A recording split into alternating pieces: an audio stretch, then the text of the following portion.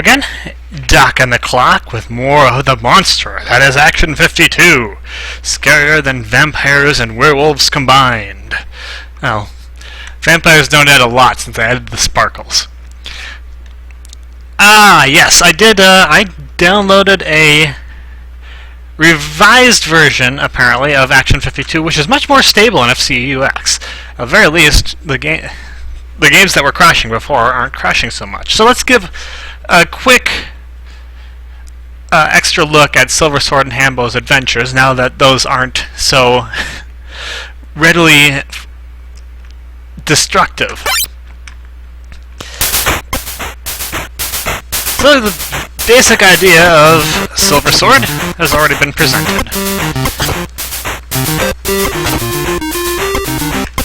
Other things you might notice is that the scrolling at the top is kind of awful.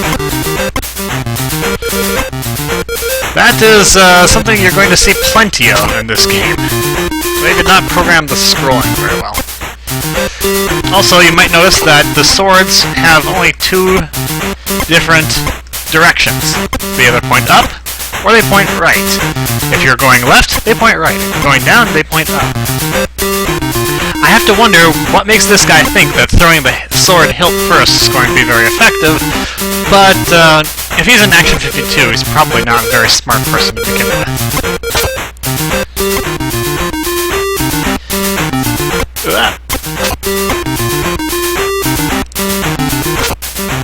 The hidden health bar is clearly an innovation they were going for to try and give players an element of surprise.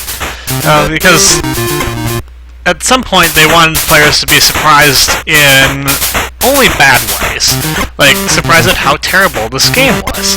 A surprise that you can possibly have wasted $200 on something like this. So the lack of health bar is another bad surprise. And that's enough. Because I don't want this to get too long, and I still have one more game to revisit quickly. Yes, the infamous One Life Hambo's Adventures. It also has problematic controls. Notice how you always jump straight up? Even though I'm holding the button in the direction of the time? Yep, that's not an uncommon issue with the platformers here. I did, however, get an extra life, and I might get another one if I don't die here. Except I can't go past the door, so I guess I'm locked into 2 lives for now. I think there can only be 4 elements on the screen at once. Oh, maybe not.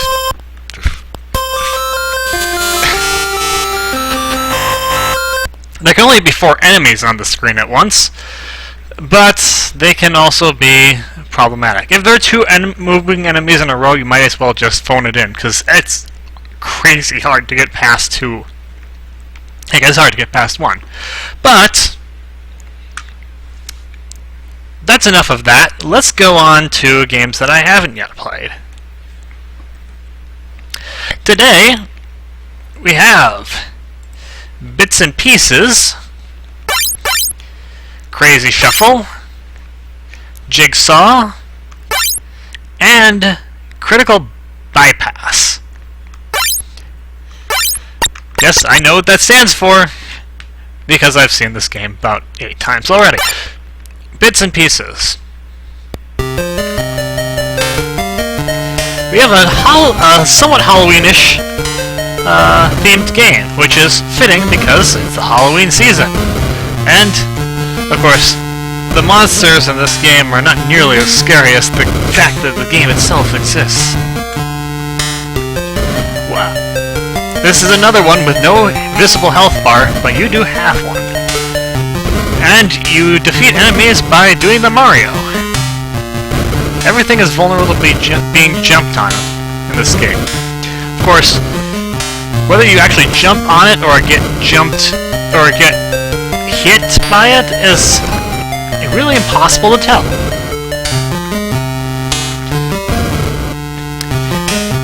There's no clear hitbox and no clear indication of damage. So you just have to kind of hope that things go well. But this really is the entire game. Except to some occasionally fall into dust when you run out of health.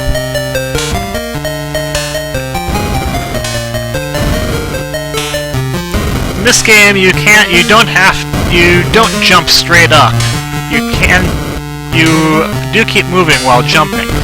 Unfortunately, that sometimes works against you, because if you jump into an enemy, you're taking damage. You're not dealing damage. Although, really, since the enemies disappear if they do damage to you anyway, how can you possibly tell? You can tell that I'm putting a little bit more thought into this game than they did when they made it. So why are the werewolves wearing diapers? That's not the way to make werewolves scary, guys.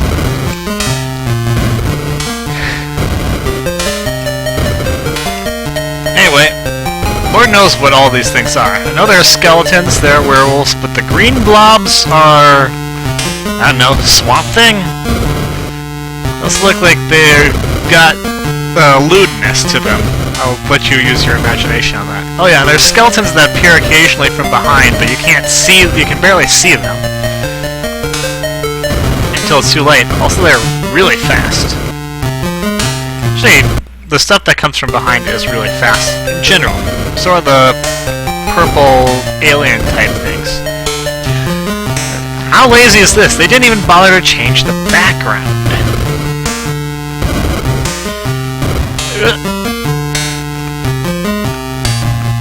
So, as that is, I'm done with this game. The one thing that they did implement that was very smart was a start select function to get out of the game. You'll be using it a lot if you try to play this. Crazy Shuffle. Whoa!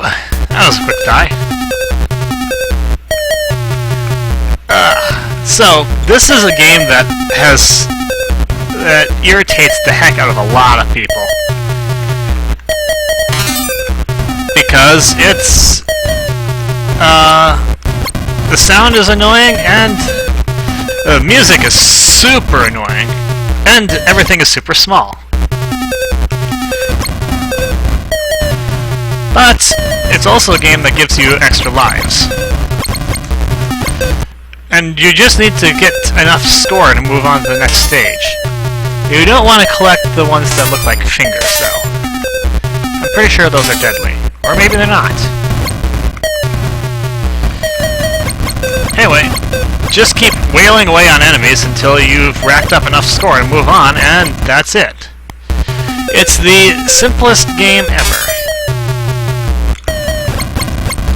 Especially since the enemies have a tendency to linger around. Meaning you can hit them multiple times. I don't know if there's a health bar in this one or not, because it's hard to tell what actually kills you.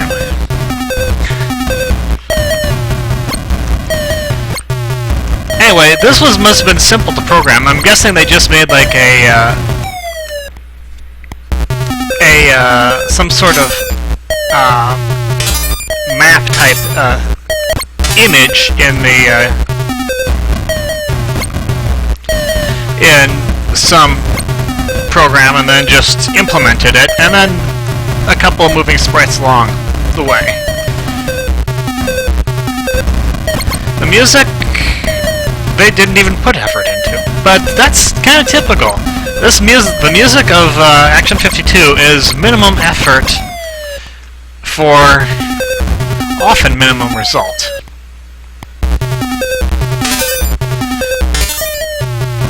I guess the Fs are the extra lives, because I'm picking up more crosses than I am Fs, but I'm not getting a bunch of lives out of it.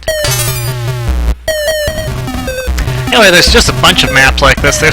I don't know how many stages there are in this, but it's quite a few.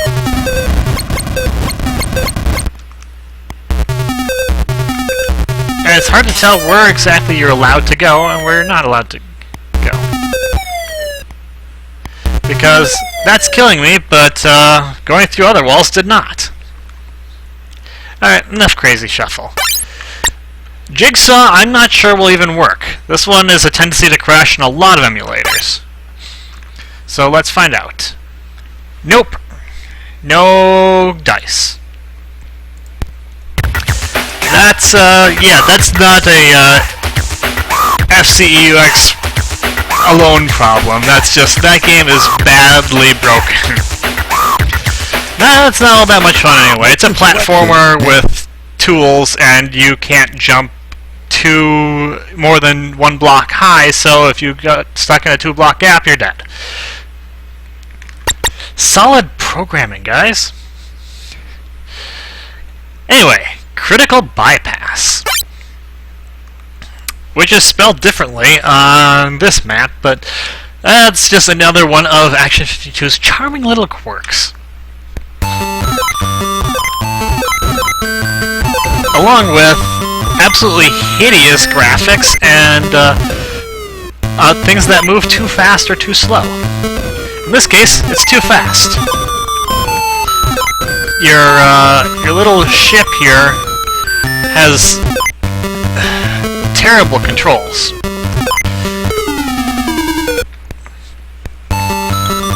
And even worse,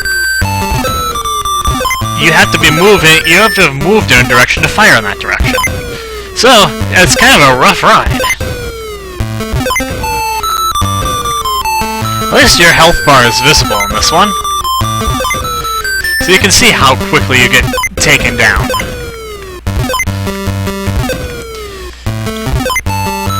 Oh, it hurts, it definitely hurts the eyes, I can promise you that.